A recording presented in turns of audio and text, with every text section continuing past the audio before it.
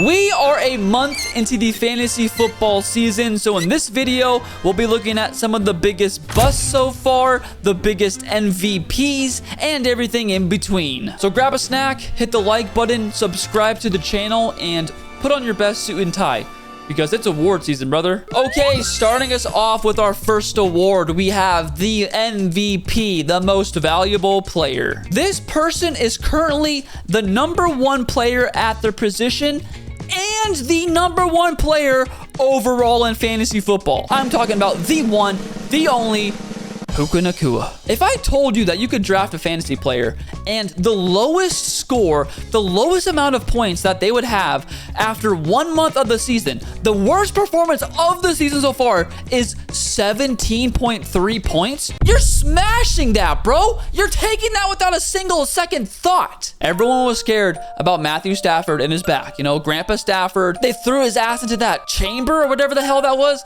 That had people totally spooked out. You know, Puka's looking like the clear #1 wide receiver overall. I mean, with CeeDee Lamb hurt, Jamar Chase not having a quarterback, he literally has a plumber throwing him the ball. There's really no competition for wide receiver 1, and Puka Nacua is single-handedly throwing fantasy managers on his back and taking them to the promised land. Honorable mentions of MVP include Christian McCaffrey, James Cook, Josh Allen, Bijan Robinson, and Amon-Ra St. Brown. All right, moving on to our next award, we have the Waiver Wire Wonder. Now, this is the award for, obviously, the best waiver wire pickup so far.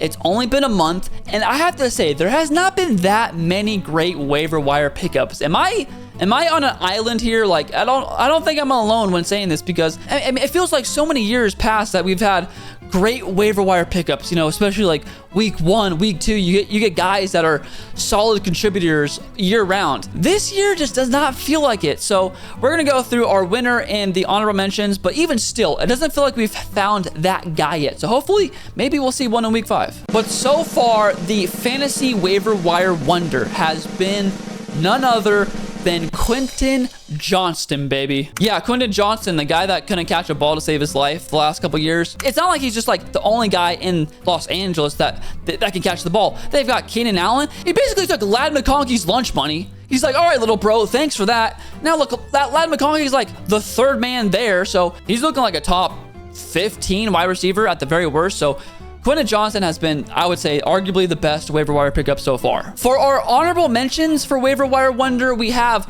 Woody Marks, who, you know, when we do the midway through the season awards for this, he could be the one, okay? He could be the guy. He just put up like 25 points. He's only getting more involved, so he could be the next winner in the future. We also have Trey Tucker, who, wow, produced some duds. He had like a 36-point week. Romeo Dobbs, while yes, he's not always consistent, 3 touchdowns in 1 game. Tyquan Thornton, who has been like almost a touchdown machine. He's not going to blow your socks off and tickle you sideways, but, you know, without Rashee Rice and before Xavier Worthy came back, he was putting up serviceable numbers for you. And last but not least, Wan'Dale Robinson. He was low-key a one-hit wonder with that like week 2 game with Russell Wilson, but against the Cowboys. But, you know, he's still a solid, you know, waiver wire pickup, especially now with Jackson Dart. But yeah, moving on to our next award, we have the best fantasy rookie so far. Now, this one's tough because so many rookies have been so good.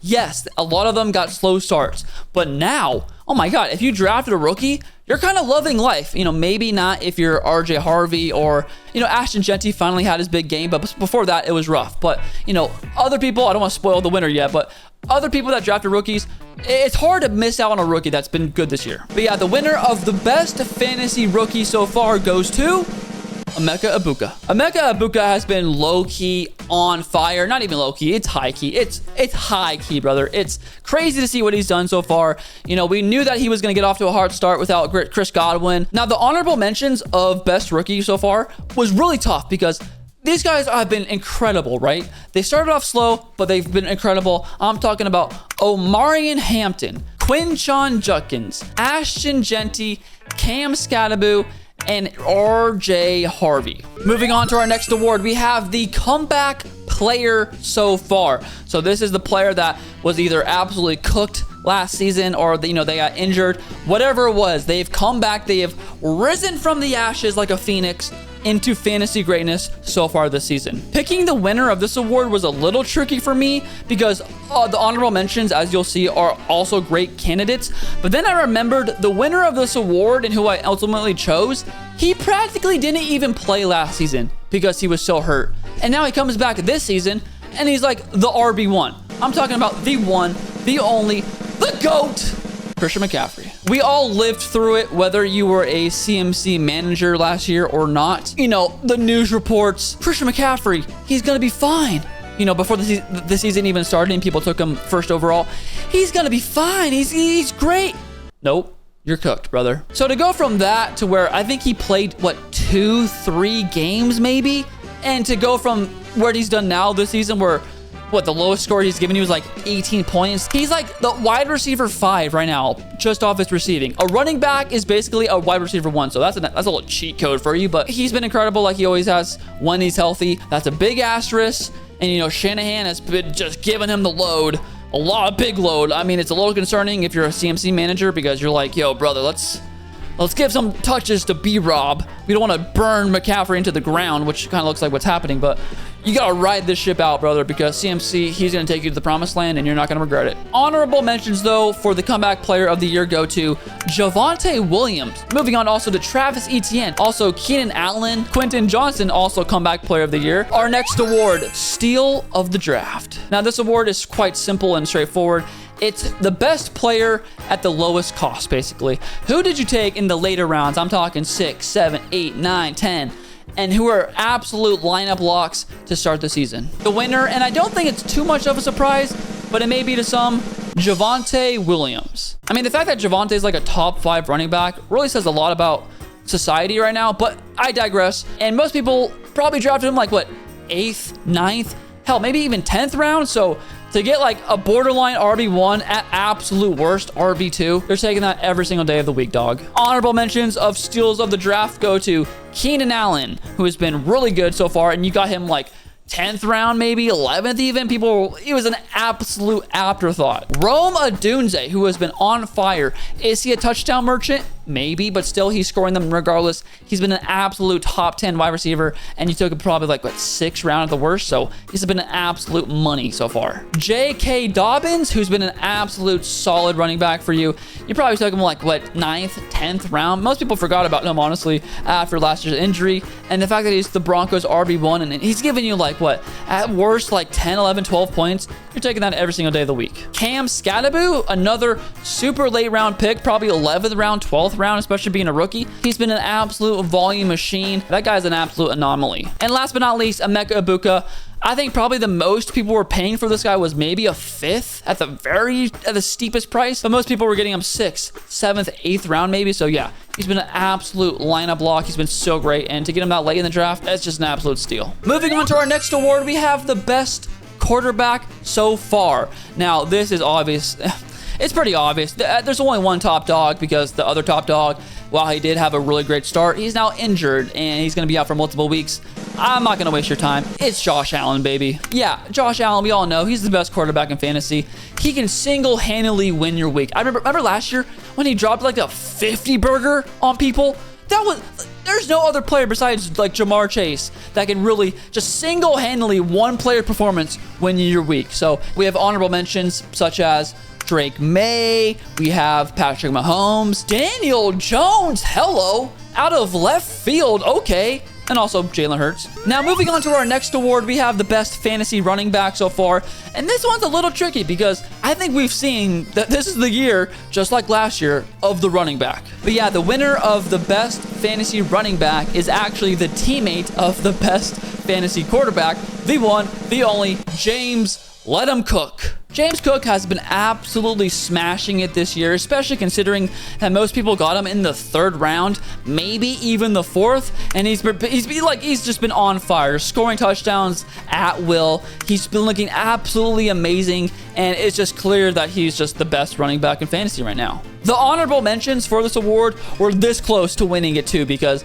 all of these running backs have been elite. But we have Christian McCaffrey, Bijan Robinson, Jonathan Taylor, Jahmyr Gibbs, and Javonte Williams. Our next award, the best fantasy wide receiver so far, it's Puka. Anyone could have seen this a mile away. I mean, the guy won MVP, so like we're not going to give him wide receiver. Of course we are. He's the #1 wide receiver. He's the #1 overall player. He is absolutely unstoppable. Honorable mentions, though, for this award include Amon-Ra St. Brown, Rome Odunze, George Pickens, Garrett Wilson, and Quentin Johnston. Moving on to best fantasy tight end so far. Now, this has been an interesting one because tight end has always been a mess, right? It's a crapshoot, if we're being honest, besides the top 3 guys. But this year, the top 3 guys, you know, Brock Bowers, Trey McBride, George Kittle, complete opposite of what we expected. Now, while yes, Trey McBride has been good, Brock Bowers, hello, brother, where are you? Yes, he's dealing with that injury, but I think that injury is lagging a lot more than people think it is, and, you know, it's affecting him. He's been serviceable, but not what you drafted him in the 2nd round for, right? Also, George Kittle,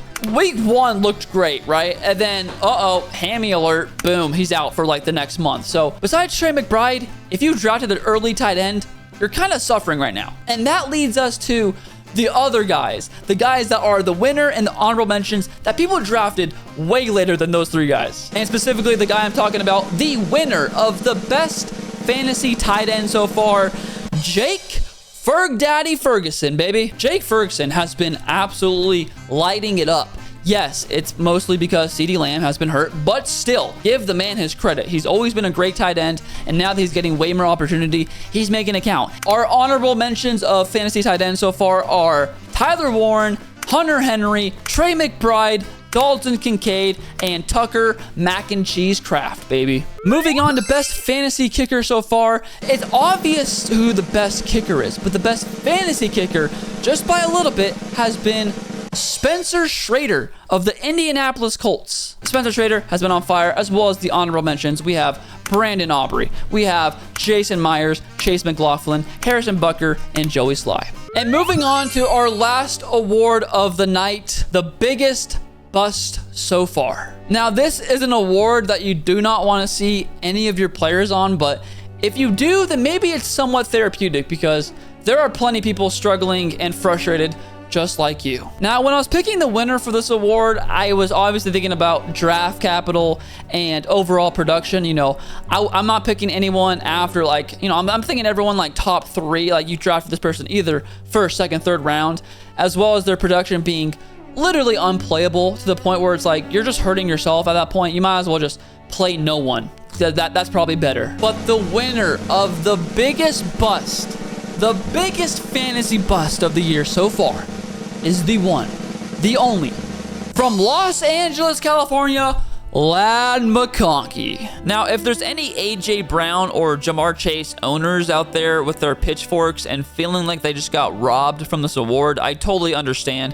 This was a super difficult decision to make, but in my defense, Ladd McConkey, the best he's given you is 10 points. At least with AJ Brown, while yes, he's been absolute booty cheeks, he gave you that 20-week performance back when he played against the Rams, and Jamar Chase back in week 2, he gave you a 30 bomb, so that's at least better than what Ladd's been giving you. Ladd has been an absolute fall from grace because he was amazing last year, right? Sure, he wasn't putting up Jamar Chase numbers, but still, you know, everyone's taking him 2nd, 3rd round, no brainer. He's automatic with Justin Herbert. Their chemistry's off the charts.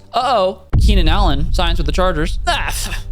Okay. Oh, I'm scared about Grandpa. Oh, Grandpa's gonna come and take Ladd's targets. That's cute. Oh, it actually happened? What? Quentin Johnston? That guy doesn't have any hands. I'm not worried. He has hands now? Like, that is the literal Ladd McConkey experience, to where it's like, it is just crazy to see all these little things that no one really, myself, no one really even thought were big attributing factors, but clearly they are, because Ladd is, it's not even really arguable. He's the wide receiver, 3 on this team. He was such a lock as a 3rd round pick, and now he's literally giving you 1 point. So, but yeah, our other bust nominations are Ashton Genty, which I know he had a 30 burger, but still, everyone took him 1st round. That's your 1st round pick, and he was giving you less than 10 points every week up until the Bears. I get it, but still. Chase Brown. Ooh, I mean, honestly, I should put on any Bengals player for that matter. Without Joe Burrow, the Bengals are absolute booty cheeks and borderline benchable. But yeah, Chase Brown was a round 2 pick. He's been an absolute disaster. Started off good when Joe Burrow was healthy. You take away Joe Burrow, absolute disaster. Jamar Chase, who we've talked about before already, but yeah, when you take a guy 1st overall with the 101, you finally got the 1st overall pick of the draft.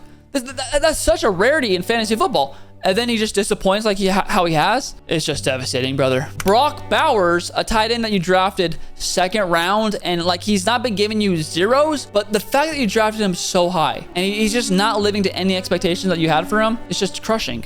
Brian Thomas Jr., who he's probably like the least busty guy. Okay, questionable wording. Least busty guy in this list, but still, when you draft a guy in the 2nd round and he gives you like 8 points a game, you're just like, what are we doing here, brother? And last but not least, we have Mr. Diva himself, Mr. Cryptic Messages, AJ Brown. We thought he got rid of the bust label after that like 20-point game. I think it was against the Rams or whatever, but apparently not, because now he's back to giving you like 1 point a game. So yeah, all these guys have been absolute busts and disappointments. And if you're an owner of any of these players, just know you're not alone. We're experiencing this pain together, okay? But that is gonna do it. That is all of the awards for the fantasy season so far. Let me know down in the comments below, which awards do you agree with? Which awards do you disagree with? And let me know if there's any players that I forgot, because I'm sure I forgot plenty of players, okay? I did a lot of research for this video, but I already know that there's some players that slipped my mind. So yeah, let me know down in the comments. Thank you so much for that. But yeah, thanks so much for watching. I appreciate y'all so much, and I'll see you in the next video. See ya.